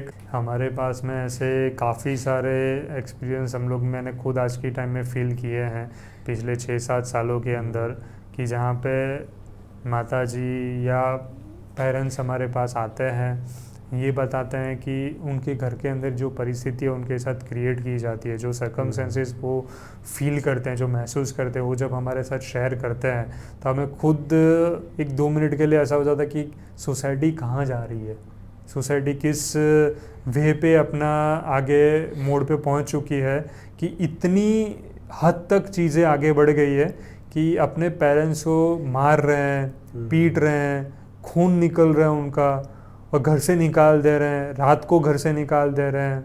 मतलब ऐसे ऐसे किस्से हम लोग ने देखे हैं कि भाई बच्चों के नाम पे प्रॉपर्टी हो गई, अब बच्चों ने उनको प्रॉपर्टी लेके उनको निकाल दिया। बच्चों को प्रॉपर्टी चाहिए थी तो उसकी वजह से टॉर्चर कर रहे थे, बच्चों को उनको निकाल देना था, उनको रखना नहीं था, इस वजह से उनको मारपीट कर रहे थे उनके साथ में। ऐसे कई किस्से, ऐसी कई चीज़ें हैं जो इतने सालों में मैंने खुद एक्सपीरियंस की है। मैंने खुद अपने ऑफिस में उन लोगों को फेस किया, उनको देखा है, उस घाव के साथ में, उस पेन के साथ में। वो जब मेरे पास आते हैं, जब बात करते हैं, वो खुद रोने लगते हैं कि ऐसा तो हमने क्या पाप कर दिया, या ऐसा हमने कौन सा काम कर दिया जिस वजह से आज का दिन हमें ये देखना पड़ रहा है।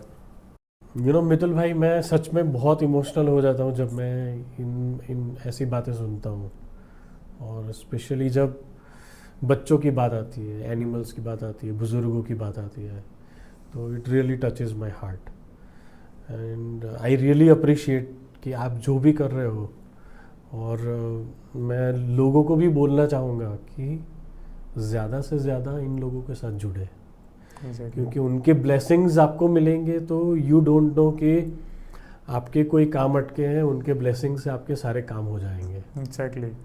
हाँ, मैं भी यही कहना चाहूँगा, जो भी आपके दर्शक हैं, जो भी ये चीज़ हमारा पॉडकास्ट देख रहे हैं, उनको भी मैं यही कहना चाहूँगा, आप भी आइए, हमारे जैसी कई ऐसी संस्थाएं कई जगहों पे हैं जहाँ पे आप जुड़िए।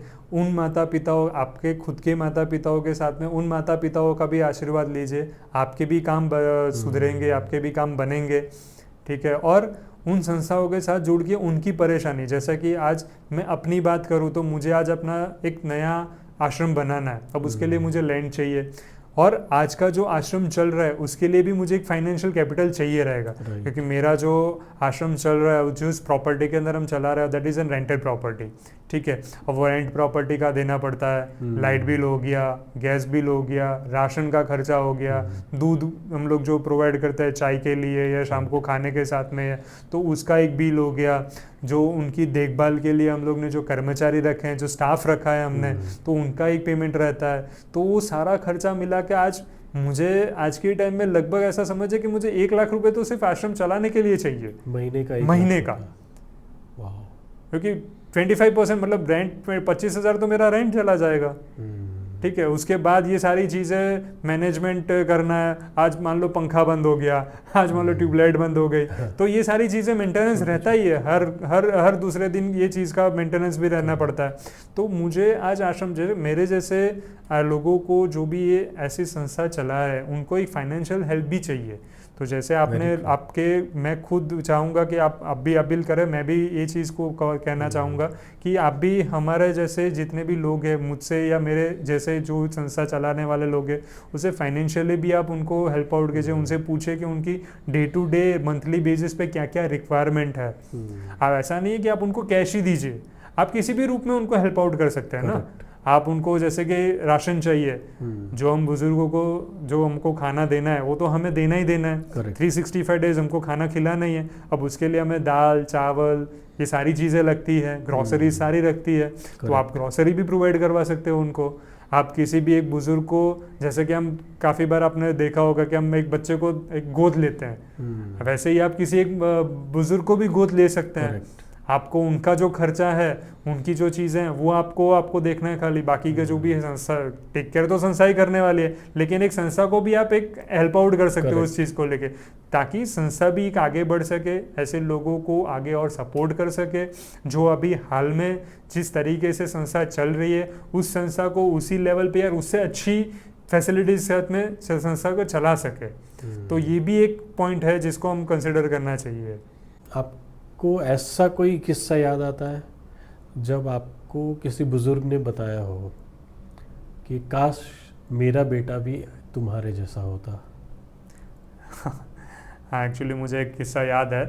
एक काका थे, ही वॉज वोरा मुसलमान, मुंबई से थे बेसिकली, और उनके परिवार में उनका बेटा था जिनके साथ में वो मुंबई में रहते थे। वो घर भी उनका ही लिया हुआ था जिस घर में उनका बेटा रहता है। तो all of a sudden one day उनकी जो बहू थी उनके साथ में उनका कोई झगड़ा हो गया, एंड दैट बहू ने उनको एक स्लैप कर दिया उनको। तो उस दिन से उन्होंने अपना घर छोड़ दिया कि भाई इतना इंसल्ट मैं अपनी ज़िंदगी में जिस मुकाम में मैं पहुंचा हूं, जितना मैंने गैदरिंग किया, आज मेहनत करके यहाँ तक पहुंचा हूं, उसके बाद में इस तरीके से किसी का मार खाना या किसी इंसल्ट फील करना वो मेरे लिए सही नहीं है। तो उस दिन से उन्होंने अपना घर छोड़ दिया और उस दिन से वो मेरे यहाँ पे आश्रम में आ गए थे रहने के लिए।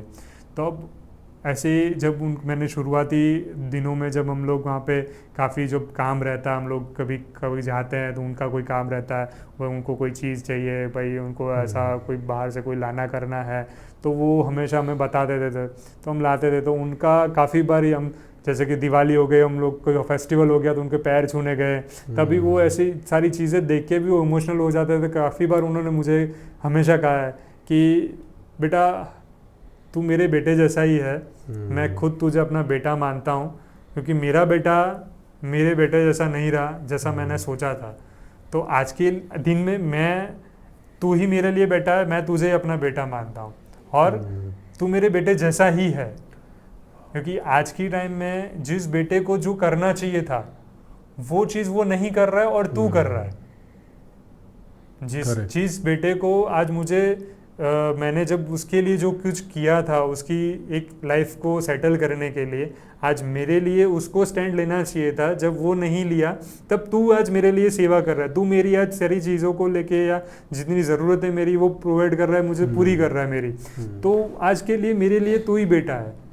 तो उन्होंने काफ़ी बार मुझे ये चीज़ को लेके बोला है कि हाँ, एक कि तू ही मेरा बेटा और मेरे बेटे जैसा ही है, और हमेशा ऐसा ही रहना, और ऐसे ही सभी जितने भी बुजुर्ग हैं यहाँ पे, जितने भी आप आश्रम में आएंगे, उनकी हमेशा सेवा करते रहना। मुझे ऐसा लग रहा है कि वो चाहे मतलब उनके अंदर भाव तो ऐसा ही होगा कि काश मेरा बेटा भी ऐसा होता, है ना। मुझे ऐसा लग रहा है कि मैं इस एपिसोड का नाम भी यही रखूं कि काश मेरा बेटा ऐसा होता। ज़रूर, ये एक्चुअली ये रिलेट भी करेगा हमारे इस पॉडकास्ट के साथ में, क्योंकि ये एक ऐसा टॉपिक है, कैसी आज की सोसाइटी की कैसी नीड हो गई है आज के टाइम पे, कि हर बेटे को, हर बेटी को या बेटे को अपने पेरेंट्स के बारे में हमेशा ये चीज़ सोचनी है कि कहीं हमारे पेरेंट्स हमारी वजह से, हमारी किसी चीज़ को वजह से कहीं परेशान तो नहीं है, कहीं दुखी तो नहीं है। Correct. We are moving towards the end. तो आप हमारे दर्शकों को कुछ कहना चाहेंगे कि वो किस तरह से आपके साथ इजीली जुड़ सकते हैं? ऐसी छोटी छोटी बातें बताइए, बहुत छोटी रकम हो या कोई ऐसी चीज़ हो जो उनकी ओर से उनके लिए बहुत छोटी हो, पर आपके ओल्ड एज होम के लिए वो बहुत महत्व रखती हो। ऐसी कोई अगर रिक्वेस्ट है तो आप प्लीज़ हमारे ऑडियंस को बता सकते हैं। जी, हमारे यहाँ पे ओल्ड एज होम के अंदर हमारा, जैसे मैं आपको बताया कि बहुत सारी चीज़ों को लेकर एक्सपेंस रहता है। अब वो उसमें से हम हमेशा ये प्रीफर करते हैं कि आप कोई एक पर्टिकुलर एक बंदा समझे कि 1 लाख रुपए नहीं दे सकता, लेकिन एक बंदा 1000 रुपये दे सकता है। राइट। तो वैसे अगर हाथ मिला करके अगर मान लो कि 1000 बंदे हो गए तो उनको सिर्फ 100 रुपये देने हैं। राइट। एक छोटी सी रकम है, लेकिन जब 1000 बंदे 100 रुपये देंगे तो वो रकम हो जाएगी 1 लाख रुपया।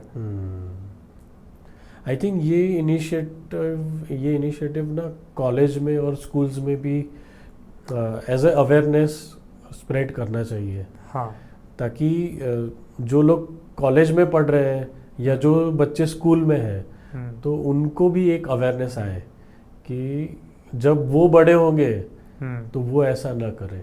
एग्जैक्टली, ये एक संस्कार की बातें हैं। आप हमारे यहाँ पे ओल्ड एज होम के अंदर जब ग्रैंड पेरेंट डे होता है तो काफ़ी बार काफ़ी कॉलेजेस, काफ़ी स्कूल्स, काफ़ी लोग हमारे यहाँ पे स्पेशली विज़िट करवाने अपने बच्चों को लेके आता है कि देखो, ये सीखो कि ऐसी भी एक चीज़ है जहाँ पे आपको 2 तरीके से चीज़ें बताई जाती है कि आपको अपने पेरेंट्स को कभी यहाँ रखना नहीं है, ऐसे सर्कमस्टेंसेस लाने नहीं है कि आपके पेरेंट्स को कभी ये चीज़, ये दिन फेस करना पड़े। दूसरा, जो लोग फेस कर रहे हैं, ऐसी जो संस्थाओं में रह रहे हैं, उनको भी आपको एक अपना एक हेल्पिंग हैंड प्रोवाइड करना है, ताकि ये भी एक जो समाज का पार्ट है उस चीज़ को भी आगे बढ़ा सके, वो भी एक सस्टेन कर सके, वो भी अपना तरीके से वो लोग अपना चला सके आश्रम को। तो वो भी एक उनको, मतलब बच्चों को या जब भी विजिट रहती है तो टीचर्स वगैरह या हम खुद, हम लोग यही प्रमोट ज़्यादा करता है कि आपको इस चीज़ के 2 चीज़ें सीखनी है। पहली कि आपको कभी भी इस मोड़ पे, इस दहलीज पे आपके पेरेंट्स ना पहुंचे, इसका ख्याल रखना है। दूसरा ये कि जो चीज़ चल रही है, अनाथ आश्रम हो गया, बालाश्रम हो गया, वृद्धाश्रम हो गया, जो भी ऐसी संस्थाओं के साथ आप जुड़ सके, आप अपनी कमाई का 1%, आप समझिए कि मैं आज बिजनेस कर रहा हूँ, मेरी इनकम है, उसमें से 1% should go towards this thing, at least 1%। और आप समझिए कि अगर 100 लोगों का 1% हो गया तो वो 100% हो जाएगा ना। तो उसी हिसाब से अगर समाज का हर कोई वर्ग में से छोटा बंदा भी, अगर मान लो कि आज 100 रुपये कोई बड़ी रकम नहीं है, आज कॉलेज गोइंग जो भी बंदा बच्चा रहेगा वो भी अगर 100 रुपये कंट्रीब्यूट करना चाहे तो इजीली कर सकता है। और वैसे ही अगर 100 रुपये के 100 रुपये मिलते जाएंगे तो बहुत बड़ी रकम हो सकती है। मेरे मन में अभी यही चल रहा था कि हमारे जो भी व्यूअर्स देख रहे हैं, तो मैं आपको बोलूँगा कि आप छोटे छोटे स्टेप से शुरू करें। हो सकता है कि आपके नियर बाय जो भी चैरिटेबल ट्रस्ट है, और अगर आप सूरत में अडाजन एरिया में हैं तो नूतन चैरिटेबल ट्रस्ट है, तो वहाँ पे हो सके तो आप एटलीस्ट 100 रुपीज़ का राइस खरीदिए यस और वो आप वहाँ पे दे के आइए, महीने में एक बार या हफ्ते में एक बार, जो भी आप कर सकें। एग्जैक्टली पर आपकी जो छोटी सी हेल्प होगी वो वहाँ पे रहने वाले बुजुर्गों के लिए बहुत बड़ी चीज़ हेल्प है। हो जाएगी। क्योंकि मैंने सुना है कि अन्न ब्रह्म होता है। मतलब जब मैं एक गुरुजी से मिला था तो उन्होंने बताया था कि आप किसी को अगर खाना खिला सको, जब वो अन्न उसके पेट में जाएगा तो उसके अंदर से जो आशीर्वाद निकलेगा उसका कोई मूल्य नहीं है। तो आप छोटे छोटी चीज़ों से भी शुरू कर सकते हैं, कंट्रीब्यूट कर सकते हैं। वैसे काफ़ी सारी चीज़ें हैं, जैसे हमारा दूध का बिल है, उसमें भी हमारा स्पॉन्सरशिप आप करवा सकते हैं। मेडिकल एक्सपेंसेस रहते हैं हमारे, उसमें भी आप कंट्रीब्यूट कर सकते हैं। तो ऐसी काफ़ी चीज़ों को लेके जो आप डे टू डे, जैसे आप एक छोटा सा एग्जांपल देखें कि भाई नहाने का साबुन, it's cost you somewhere around about 50-60 rupees, right. आप वो भी एक करवा सकते हैं कि भाई हर महीने में 12-15 जो भी बुजुर्ग हैं मैं नहाने का साबुन दे जाऊंगा। वो भी एक आपकी तरफ से हेल्प हो जाएगी। अब सुबह सुबह उठ के हमें टूथपेस्ट चाहिए होगा, तो एक टूथपेस्ट का भी कंट्रीब्यूट करवा सकते हैं। आई थिंक बहुत सारे व्यापारी लोग भी देख रहे होंगे। तो मुझे ऐसा लग रहा है कि वो व्यापारी लोग अगर स्पॉन्सर करें तो 10-12 तो उनके लिए कुछ नहीं होगा महीने के, भले चाहे महीने ना करे, हर 6 महीने 3 महीने, या तो उनके खुद की जब ओकेजन्स आते हैं कभी कभार, जैसे बर्थडे हो गया, एनिवर्सरी हो गई, बच्चों के बर्थडे हो गए, तो वो उस दिन भी ये चीज़ कर सकते हैं वो। Very true. और जो मेरे दिमाग में जो आइडिया मैं आपको बता रहा था, I will tell you towards the end, तो मेरे मन में ये चल रहा था कि जैसे छोटे बच्चों का अडॉप्शन होता है, क्यों ना हम ऐसा कुछ इंट्रोड्यूस करें कि जहाँ पे लोग ऐसे बुजुर्ग लोगों को भी अडॉप्ट करना चाहें, उनके साथ उनको अपने घर में रखना चाहें, कर सकते तो वो हैं। कर सकें। बहुत अच्छा आइडिया है। इस सोच के साथ में अगर हम आगे बढ़ेंगे तो मैं सोचता हूँ कि शायद आने वाले कुछ सालों में शायद कोई ओल्ड एज होम ही ना रहे। क्योंकि हर किसी को अपना एक घर मिल जाएगा, हर किसी को माँ बाप मिलेंगे तो किसी को बच्चे मिल जाएंगे। यस, दोनों चीज़ें हो जाएगी, यही एक परिवार पूरा हो जाएगा एक तरीके से। करेक्ट। अब जिनके पास में काफ़ी ऐसे लोग रहेंगे जिन्होंने अपने माँ बाप को खो दिया होगा, जिनके माँ बाप नहीं होंगे, तो उनके लिए भी एक चीज़ अच्छी हो गई कि उनको एक माँ बाप मिल गए, एक सर पे हाथ रखने वाला, एक कोई आशीर्वाद देने वाला एक हाथ मिल जाता ना। माँ बाप मतलब एक छत हो गई एक तरीके से, तो उनके लिए एक छत हो गई, और वही माँ बाप के लिए अपने बच्चे मिल जाएंगे उनको, एक उनके लिए भी उनका एक परिवार बन जाएगा। करेक्ट। तो उनको भी वही चीज़ चाहिए और इनका भी काम हो जाता है। ये मेरे ख्याल से अगर ये इनिशिएटिव अगर काम कर गया तो शायद मैं सोचता हूँ कि आने वाले कुछ सालों में भारत में कोई शायद वृद्धाश्रम नहीं रहेंगे, होम बंद हो जाएंगे। कितना अच्छा होगा अगर ऐसा हो जाए। एग्जैक्टली।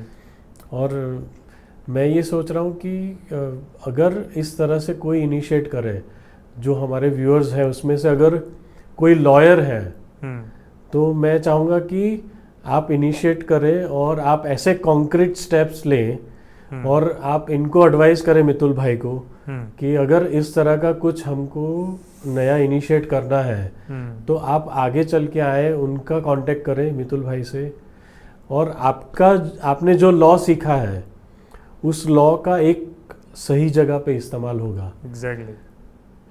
क्योंकि ये सारी चीज़ें बाय लॉ फॉरबिडन भी होनी चाहिए।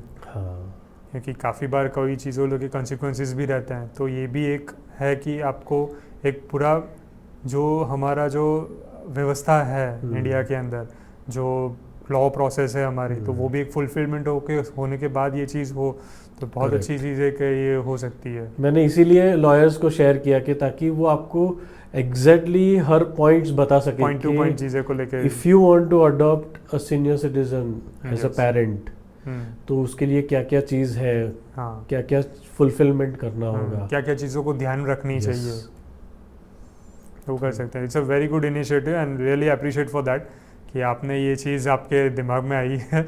और ये चीज़ अगर हो गई तो आई स्वेयर टू गॉड कि ये फिर हम जैसे एटलीस्ट सबसे ज़्यादा अगर कोई खुश होगा तो मैं खुश होऊंगा कि हाँ भाई आज सोसाइटी ऐसी बन गई जो सोसाइटी हम हमेशा से चाहते थे। हम कभी भी किसी को भी आप अपना घर छोड़ने के लिए बोलोगे किसी को पसंद नहीं है, किसी को पसंद नहीं है। तो आज किसी को अपना घर मिल रहा है, उससे बड़ी तो क्या बात होगी। वाह, तो हम वही प्रार्थना करेंगे और I wish you all the best कि थैंक यू।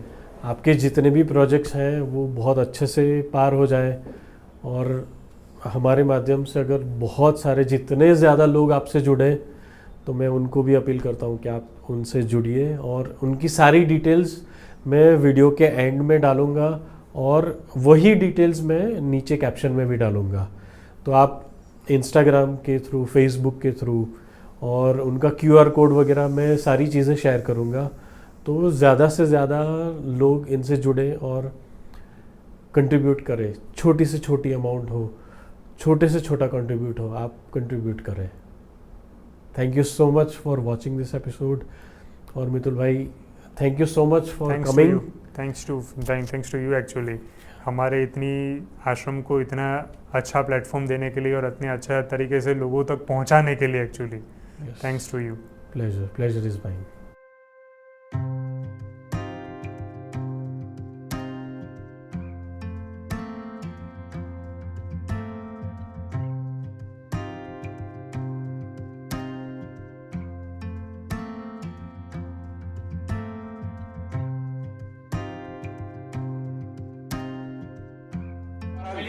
हमारा घर जैसा लगता है। ये आपका घर ही है ना? हाँ, वो घर जो वो भी घर है अपने। आपको इधर और आपको क्या चाहिए यहाँ पे, और क्या सुविधा चाहिए आपको? बस 2 टाइम खाना, 2 टाइम चाय नाश्ता करना, फिर क्या करेंगे।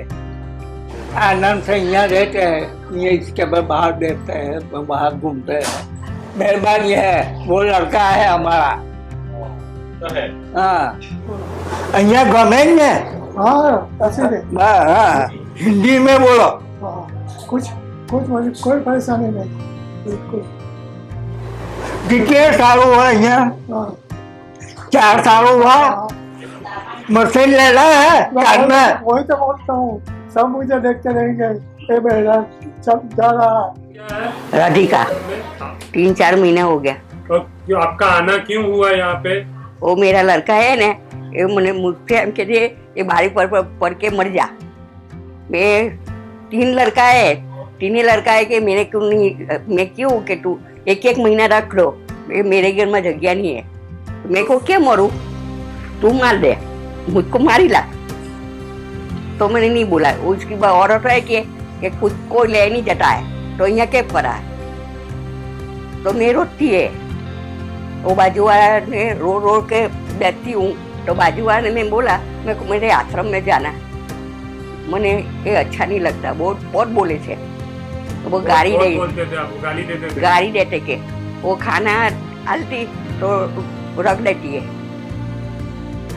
એટલે મને अच्छा नहीं लगता। वो मेरी लड़की साथ पण बोलवानु नहीं, मैं नहीं किया, कोने बोलाया, मुझको मालूम ही नहीं, मैं तो रोती।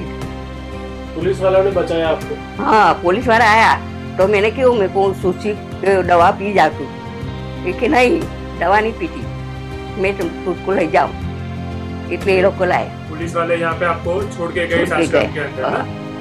फिर यहाँ पे कैसा है अभी आपको? अच्छा है? अच्छा है, सब खाना पीना रहना सब अच्छा, वगैरह बिल्कुल यहाँ अच्छा। पे सभी लोगों के साथ में अच्छा है आपको? अब मुझे अच्छा ही लगता नहीं, क्या करूँ बोलो, वो बच्चा ही नहीं अच्छा तो क्या करूँ। यहाँ की सारी सुविधाएं आपको पसंद है? मेरा तो घर है और ये उडना में पोटिका है, तो वो घर में कौन रहता है? वो भरे लेता है, मेरा छोटा लड़का भरू लेता है। हेलो मैं डॉक्टर पुलिस वाला को पण बोलेला कि मेरे भरू मेरे चाहिए, खाना तो चाहिए ना, तो क्या हाँ करेंगे? हमारा एक्चुअली नहीं मिलेगा। इतना छोटा है ना तो थोड़ा बड़ा मिलेगा, ये सब थोड़ी सगवड़ मिलेगा। एक रूम में दो जन होएगा, कबाट होएगा, सब कुछ होएगा तो हमको थोड़ा अच्छा रहेगा। એટલે आप लोग की सबकी मदद होएगा तो थोड़ा बड़ा होएगा। मैं इधर सब मेरा काम सब कुछ करती हूँ, कपड़ा बपड़ा भी मैं खुद धोती हूँ। मेरी इतनी 80 साल की उम्र है, अच्छा, आप 80 साल के? 80 साल की उम्र है। ये मंदिर तो है आपका, है ना? एक छोटा सा मंदिर भी है क्या? हाँ मंदिर है, सुबह में 9 बजे दीवा आरती पूजा सब करता हूँ। ये अपना ही परिवार है, अपना ही सब साथ में रह के अच्छी तरह से जीवन जीने का, सब मिलके देखने का। वो बेटा है ना, वो नहीं आता फिर भी उसके लिए कुछ बुरा बोलती नहीं हूँ भैया। माँ है, माँ का दिल में जो भी आता है ना, माँ बाप दिए चावना देगा, भूखा नहीं सुलाएगा। वो दिकरी की अभी जनवरी 3 साल से शादी हुई, फिर भी मेरे को बुलाया नहीं है, शादी में भी बुलाया नहीं है, तो फिर और क्या करने का अपन को। नहीं मैं फोन एक बार किया था कि मेरे को बेटा तो शादी हो गई है तो उसका हस्बैंड को जमाई को लेके आ जाने का। फिर भी वो लोग को बोला हाँ, पर उसकी मम्मी और पापा ना बोला होगा तो वो नहीं आएगी। अभी आपको ना बहुत सारे बेटे बेटी मिलने आए थे आपको। ભગવાનની પૂજા કરો તો વધારે સારું, हाँ। અમારું પાપ દૂર થાય અને સંસાર સુધી થાય।